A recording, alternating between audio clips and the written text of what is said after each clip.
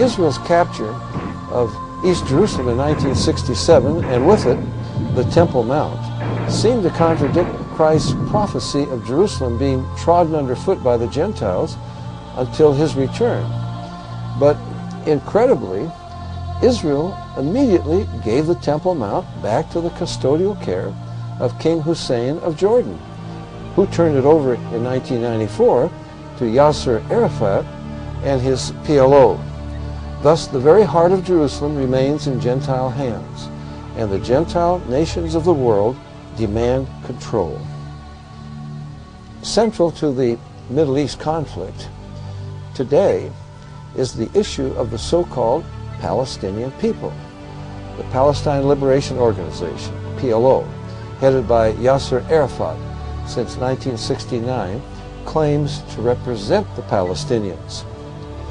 The PLO declares, "The struggle with the Zionist enemy is not a struggle about Israel's borders, but about Israel's existence." The PLO, as everyone ought to know, is an Islamic terrorist organization. It trained Idi Amin's murder gangs who killed about 300,000 black Christians in Uganda. Most terrorist organizations, in fact, around the world were trained by the PLO. Arafat committed his first murder at age 20. Under him, the PLO became the largest, wealthiest, and most vicious and bloodiest terrorist organization ever known. By 1970, the PLO had 55 bases in Jordan, and its continued terrorism against Jordanian civilians was so vicious that King Hussein turned his Bedouin troops on them, and after weeks of bloody fighting, chased the PLO into Lebanon. There the PLO wiped out the Christian towns of Damour, Beit Malat, Tal Abbas, and others. Its reign of terror in Lebanon went largely unreported. The international press was cowed into silence by the brutal murder of those who dared to tell the truth. Larry Buckman and Sean Tulin of ABC TV, Mark Trion of Free Belgium Radio, Robert Pfeffer of Der Spiegel, and others. About 300,000 Lebanese civilians were murdered, and more than 100,000 surviving young girls were left pregnant in the PLO's rape of that country before the Israelis expelled them.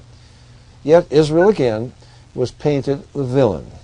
Ladies and gentlemen, Mr. Arafat, Chairman of the Executive Council of the Palestine Liberation Organization, His Excellency Yitzhak Rabin, Prime Minister of Israel, the President of the United States.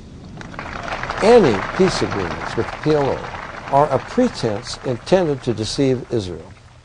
The example Muslims follow today was set by Muhammad. In 628, he made a 10-year peace treaty with his own Quraysh tribe in Mecca. 2 years later, he attacked Mecca and slaughtered every male and took the women and children slaves. Arafat has publicly declared, "In the name of Allah, I am not considering it more than the agreement signed between our Prophet Muhammad and the Quraysh tribe. Peace for us means the destruction of Israel." First step is to pretend peace in order to obtain territories inside Israel from which to launch her final destruction.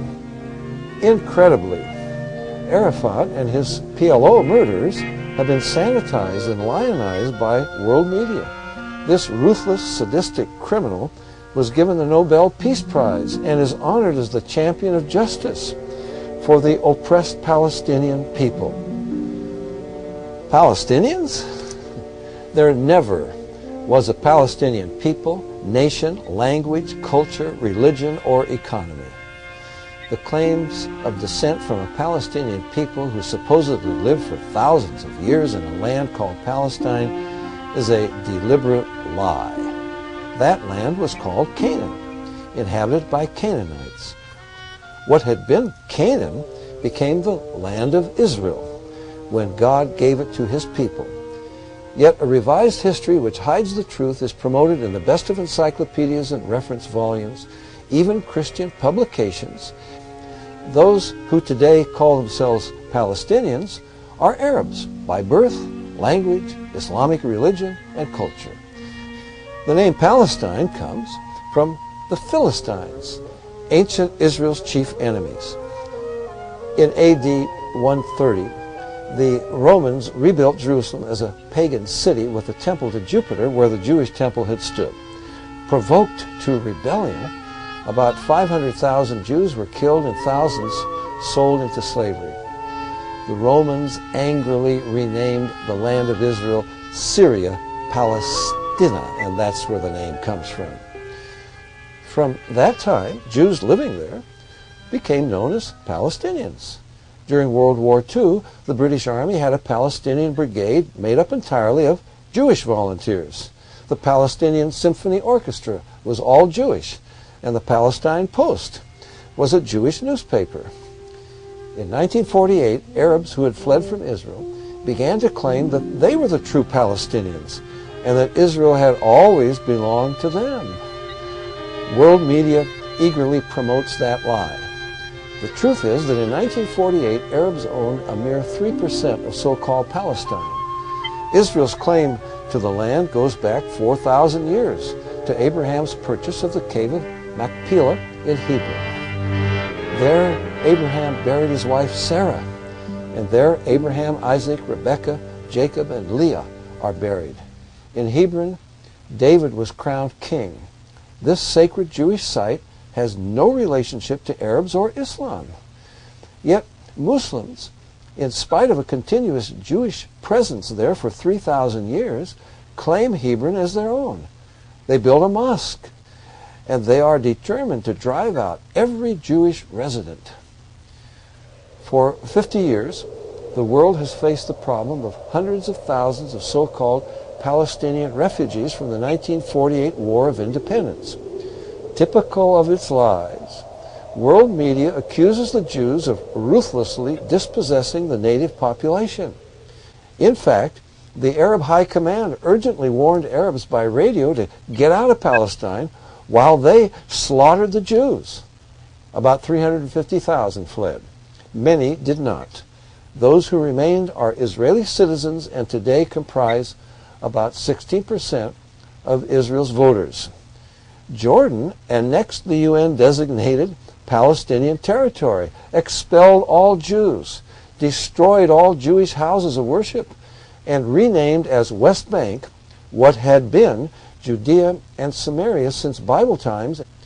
In spite of billions of dollars in oil revenues and a land mass 700 times greater than Israel, Arab nations have refused to absorb any 1948 refugees into normal life. Now numbering in the millions due to a high birth rate and occupying shameful refugee camps in Gaza, Jordan, Lebanon, Syria, and the West Bank, these unfortunate pawns are deliberately kept on display. In contrast, the fledgling state of Israel, with a population at the time of 600,000, quickly absorbed 820,000 Jewish refugees who fled from Arab lands where for 1,300 years. Since the advent of Islam, Jews were routinely beaten and spat upon in the markets and streets. Hundreds would be brutalized and killed in random bursts of violence by Muslim mobs, and their property confiscated.